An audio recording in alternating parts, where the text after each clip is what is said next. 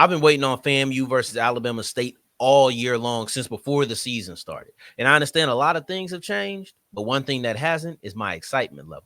Oh, yeah, it's locked on HBCU. Play my music.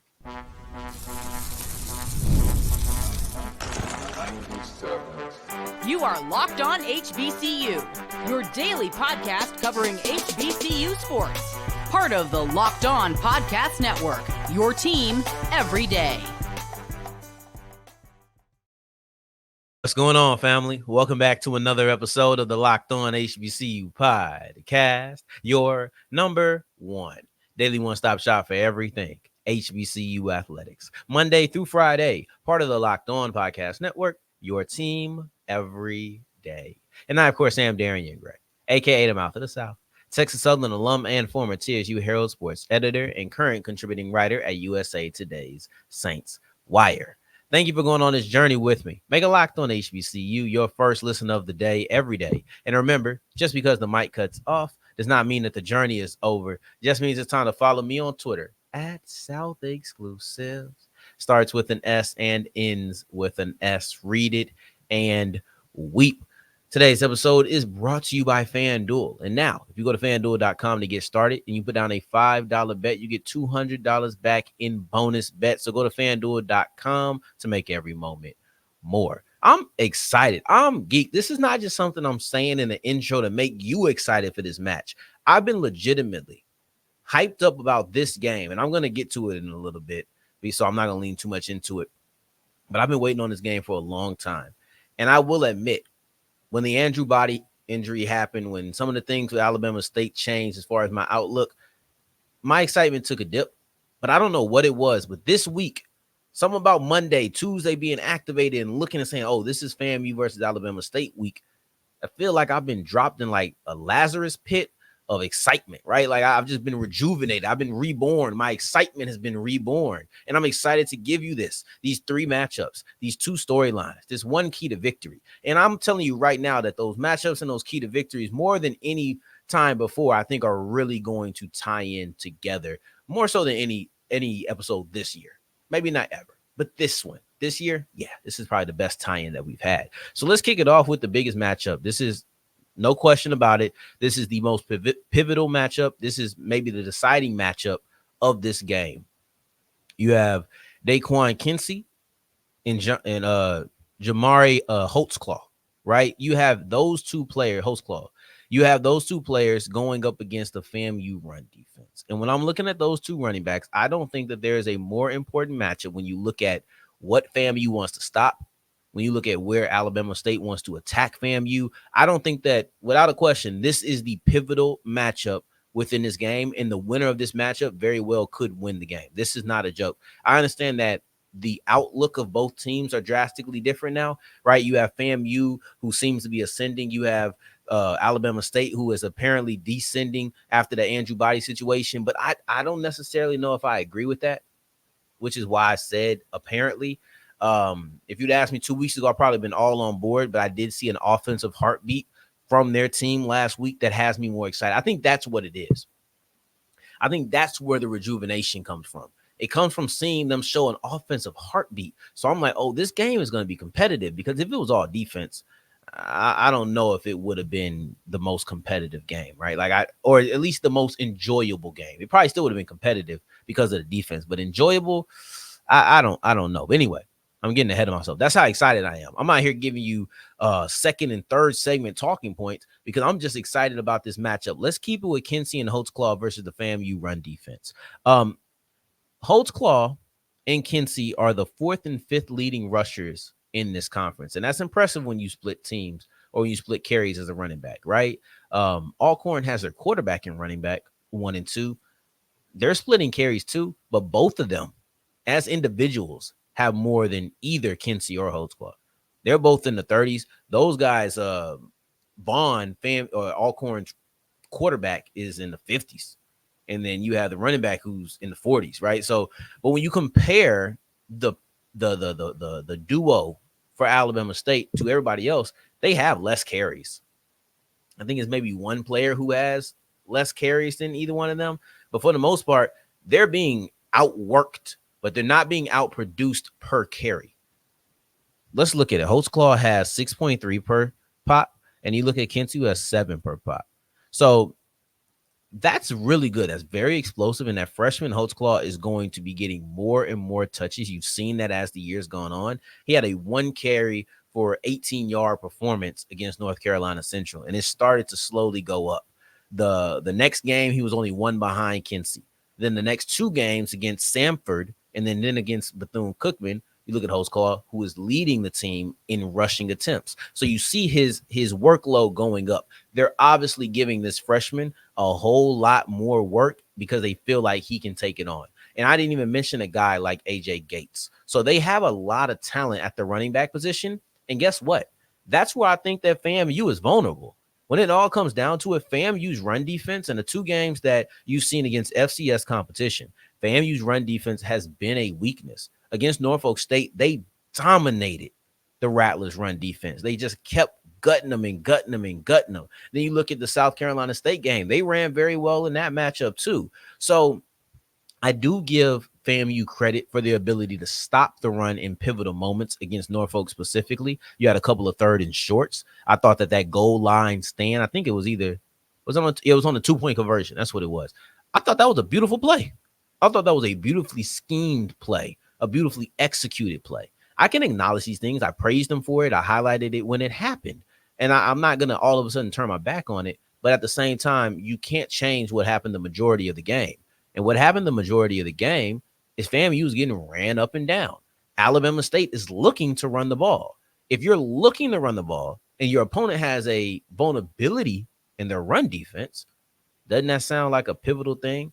This could be the deciding factor. This will be, not could be. This is the deciding factor on how impactful that Alabama State's offense is going to be. This is something that I cannot wait to watch. Yeah, it feels like a liability, and we'll see if Alabama State's able to exploit it. Not everybody will be able to do that, but if Alabama State is able to, this is insane. This would be insane, and I think it would shock a lot of people. The outcome would shock a lot of people if Alabama State is able to run the ball well and often. Then you look at James Burgess and Caleb Offord versus Jamarie Gassett and then the FAMU wide receiving core. Because at the end of the day, when you're looking at the Rattlers, you start off with Gassett. That's just what it is. He has 316 yards. Just had a really good performance against Troy. Against Troy, he had 10 catches for 141 yards. So that's FBS competition. You're looking at great performance there. In the SWAC MEAC Challenge versus Norfolk State, he had a 110. So those are like the 2 most productive games. But he even had a pretty solid one against Miami, 5 for 57. Outside of the South Carolina State game, he hasn't really been quiet most of the year. I want to see how they handle this. I think that this is going to be – I think it's safe to say that this is the biggest challenge that Alabama State secondary has seen. That guy's good. Jamarie Gassett is a really good player. And Caleb Offord and James Burgess are really good corners. I was tempted to put Burgess versus Bowler because you could have had 2 top 10 players. Do I get to flash the camera? Do I get to flash the thing again? So you have, I think they're both here. Okay, so you have Bowler at 4 and Burgess at 6, isn't he? Yeah, so those are 2 of our top 10 players from our HBCU top 10 with our guy Gerald Huggins. Shout out to him out at Morgan State. Hope you're doing well, my guy. But yeah, like this is going to be a defining matchup for FAMU's offense. But another thing that's going to be big for the Rattler offense, Daquan Thomas versus FAMU's offensive line and Daniel Richardson, the quarterback. Just so we're clear, the Gassett thing, you have one of the best wide receivers in the SWAC. Burgess and Offord are 2 of the best cornerbacks in the SWAC. They haven't given up much offensive or defensively. That's going to be a big matchup, right? So I didn't want to skip over that by highlighting our top 10, but I do love highlighting our top 10. So it wouldn't shock me if I just didn't say that. So let's get that out the way so that we're safe, right?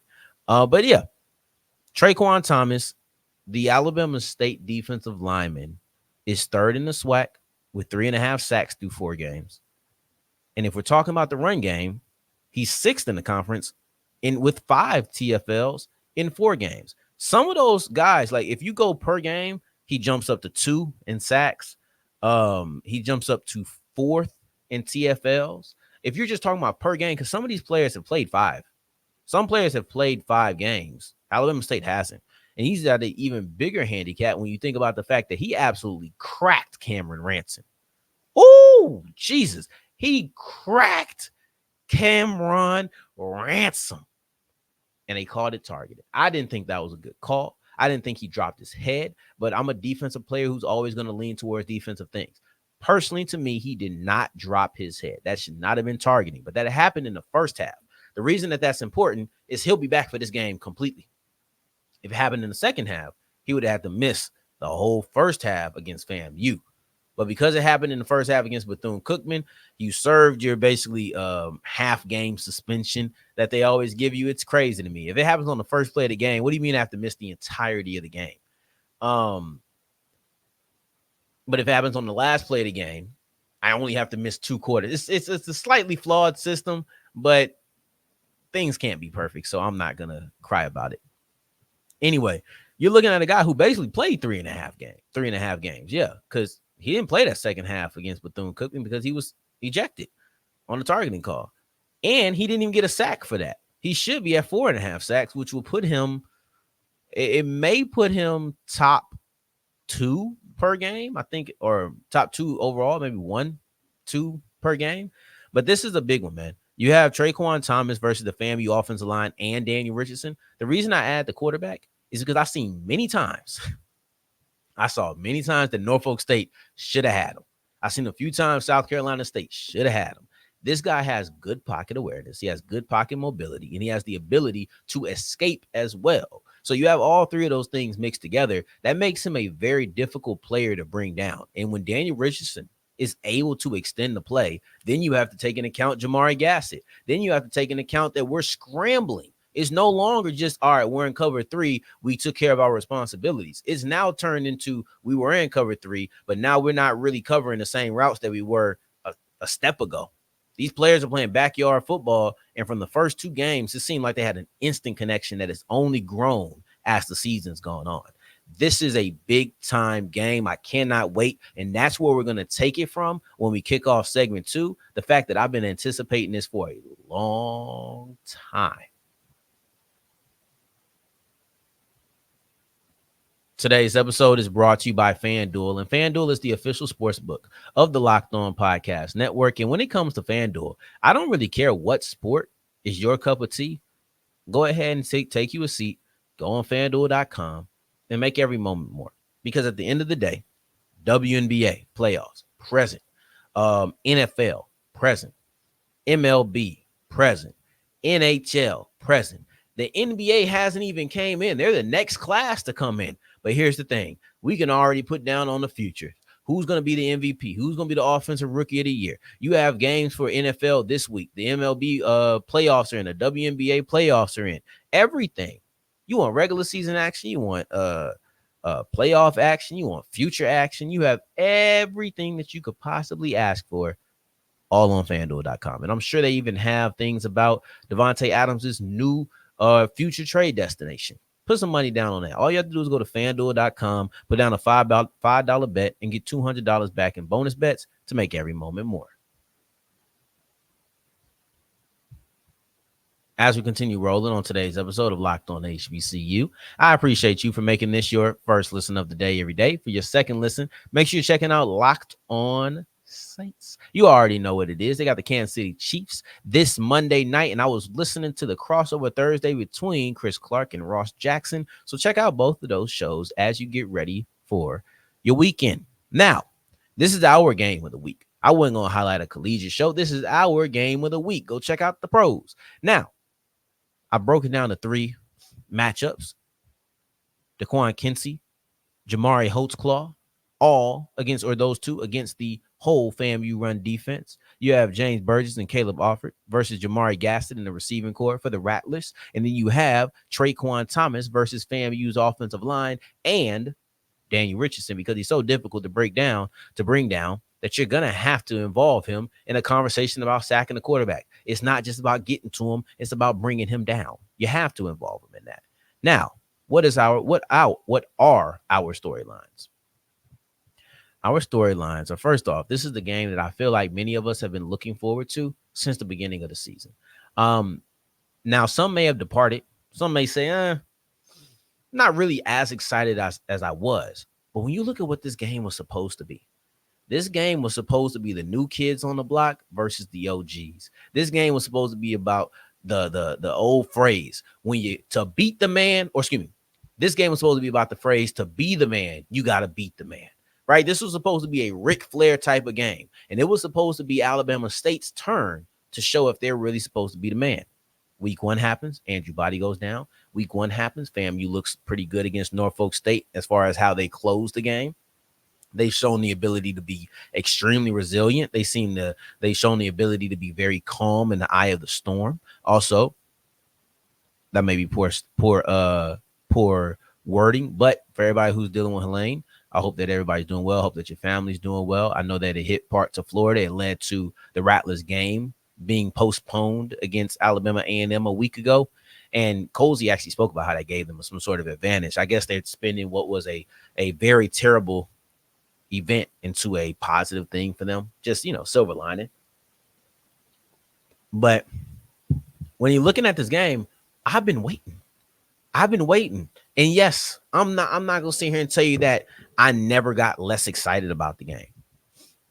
But this weekend, when I saw the offensive heartbeat that Alabama State had, I just had a certain rejuvenation. The excitement was back.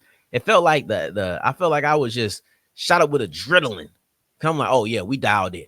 I'm ready to watch this game, because I now, for some reason, I'm like, you know what? I see how Alabama State could win. I couldn't see that a week and a half, 2 weeks ago. I couldn't. And I think that's the reason that I'm excited. And this is their first real test since North Carolina Central. This is Alabama State's first real test since facing North Carolina Central. When that happened, when they had to face Central, it was like, are they that good? But then you go and you face Sanford, you face Miles, you face Bethune-Cookman. Now you're going up against a team that's like, hey, if you don't get them, your season may be over. And I hate to say that, but when the season is over, we may say that one of these teams' season really ended this week. I think that it has the ability to be that kind of game. I'm not counting out Bama State yet. For FAMU, we already know. FAMU is going to be a dog. We can't wait to watch the FAMU versus Jackson State game. But please, do not look too far ahead, because I think that this is going to be a dog fight. And you know what? FAMU's kind of upset. They're upset that they have to be somebody's homecoming game. And I don't blame them. I've never been somebody's homecoming game, but I can imagine that that's pretty frustrating. And had a couple of players talk about it. It's not like they're just, I'm sure they're upset. No, they spoke about it. Kendall Bowler said, out of all the teams in the SWAC, they chose us, the defending national champions. So them choosing us kind of got us mad. But it's all right. We're going to go out there and do what we got to do. Right? That's Kendall Bowler. That's a leader of the team, speaking about the whole scheduling situation. Let's see if I can pull up another one real quick for you guys. TJ Lee, offensive lineman. I never got scheduled for homecoming since I've been playing football. Obviously, Alabama State scheduled us for a reason. So we're going to make it our homecoming. These are things, look, I'm not joking. And Coach Robinson said that's just the way that the calendar fell, and that's what it had to be. But like, I get it. There's a disrespect there. Kincey, normally you put a team on your homecoming that you think you can beat. I guess that's the way they feel. So now you have the head coach, you have a 4-year starting offensive lineman, you have one of your lead defensive players. You're looking at TJ Lee, Kendall Bowler, and James Kincey all saying them scheduling us on the homecoming is disrespectful. I can guarantee you that's how the entirety of the team feels. And I can't fault them, because there is a stigma with being a team's homecoming. We got Virginia Lynchburg, okay? Like, I get it. I remember losing to a team that I felt like we should have beat on our homecoming years ago when I was still in school. It was an aggravating thing. The next year we played a team that people started saying they didn't even really have a real football team. It was a football club. I ain't proud about it, but I ain't mad about it either. We was playing Bishop Sycamore. That's what we was playing, and I was okay with it, because you're supposed to schedule a team that you feel like you can beat. It's supposed to be easy win. They scheduled FAMU. The Rattlers didn't take kindly to that. That'll be a very interesting thing if they play with a little extra passion because of it. Now, as we push forward, what are our keys to victory? I think you'll be a little bit surprised on who has the offensive key and who has the defensive key. But you ain't got to wait too long. We'll do that as we continue with Locked On HBCU. Today's episode is brought to you by Game Time, and Game Time is the only place that I would send you for any tickets, period, not just athletic events. You can also go to comedy shows. You can go to concerts. You can go to the rodeo. You can go to the circus. You can just look it up. Maybe in Omaha, Nebraska. Maybe you're in Omaha. You just say, I'm going to go and look it up. Or better yet, maybe you're in Philadelphia and you're just on a trip. There's probably something to do in Philadelphia. So you take out your phone, you go to the Game Time app, which you downloaded, of course. And if you haven't, you should do it now. Download the Game Time app. You go ahead and check it out, what's going on in the local area. Maybe you're on a vacation. Maybe you just want to get out the house for right now. That's cool. Doesn't really matter why you want to do it. It's just about where you go when you do it. And that's the the Game Time. You download the Game Time app, create an account. Use the code LOCKEDONCollege. You get $20 off your first purchase. Doesn't matter if you're going to the local, right? I'm watching the Tampa Bay Atlanta game right now. They're in Atlanta. Maybe you want to go next time they're in Tampa Bay. Doesn't matter. Just download the Game Time app and go ahead and pick your seat today. As we're wrapping up today's episode of Locked On HBCU, I appreciate you for making this your first listen of the day every day and making it all the way to segment 3. And I thank you 2 times for that from the bottom of my heart. Here goes the keys to victory. For Alabama State, it's replicate last week's offensive success. And I know this sounds silly, but a lot of these keys to victory sound like duh moments. You got to put points on the board. And the reason I say that is because you need to score. I don't think that this is a game where you're saying defense do everything for us and we're going to give you very minimal assistance and you come out with a victory. There's some teams you can do that against. There's some of you can. I don't think that FAMU is one of those. You have to have some sort of success offensively to defeat the Rattlers. And luckily for Alabama State, they found the blueprint last week. All you have to do is replicate what you did against Bethune-Cookman against FAMU. And I know it's easier said than done. I know that it's easier said than done. But if you're looking at Alabama State's key to victory, it's to replicate last week's offensive performance. And by that, I mean control the ball. Every single drive, whether it was a field goal attempt, touchdown, punt, every single drive for Alabama State took 3 or more minutes, except for the ones where they got it at the end of the half and didn't have 3 or more minutes to take off of the clock. You do that, you're helping your defense out. Sometimes when you have such a great side of the ball, we forget that they need help too. Alabama State should not be asked for their defense to go on the field time after time after time after time because they're going to get tired. They're going to break. And sometimes when the levee breaks, it just keeps flowing and it just keeps flowing. That's how this works. So what you need to do as an offense is keep your defense fresh, have long possessions, run the ball. You're going to have to run the ball to do this. You run the ball, you have long possessions, you control the clock. That's less time that FAMU's offense can be on the field. And the more times you put them on the field, the more times you put your defense on the field, right? The more times that Alabama State puts their defense on the field, the more times that they're going to have to defend and the more risk that they're going to have of breaking. At the end of the day, you want to put your defense into a great position. I understand that you believe in your defense. I understand that your defense is the strength of your team, but that does not mean that you should tell them to carry the entirety of the load every week. It's not a recipe for success. And then against FAMU, it's not going to lead to success, period. That is an L waiting to happen. Now, let's look towards FAMU. For FAMU, the key is to stop the run. Alabama State is on quarterback number 4. I feel confident that they're going to run the ball until there's no more air in it. I feel confident in that. It allows you to extend drives, right? When you look at FAMU, and this is essentially just a mirror of the previous key to victory. FAMU wants to stop the run. Alabama State wants to continue last week's offensive success, which came from running the football and controlling the clock. FAMU has to show me that they can stop the run against an FCS opponent. If FAMU can stop the run against Alabama State, it's going to put every single bit of pressure on the Alabama State quarterback who is the fourth string quarterback who is only starting his third game as a college athlete. Not even, starting. Actually, I think this is only his second game. Yeah, this is only his second game. Oh, no, he's going into his third. That's right. He's started 2 games, going into number 3. I mean, who do you want the pressure on? I'm trying to exploit a freshman quarterback. I'm trying to exploit a guy who hasn't played but 5 games, hasn't thrown 50 or only played 3 games, hasn't thrown 50 passes. That's the guy that I'm looking to exploit. And I think FAMU is as well. You already know they're going to try to put as little on that running back, on that quarterback as possible. Sorry. You know they're going to put as little on that quarterback as they humanly can. And because of that, you now have to put everything on that quarterback. This is the key. I know it's probably surprising. Alabama State gets the offensive key. Your offense needs to do this. The defense needs to do this. But it's even bigger for FAMU because you haven't had that much success stopping the run.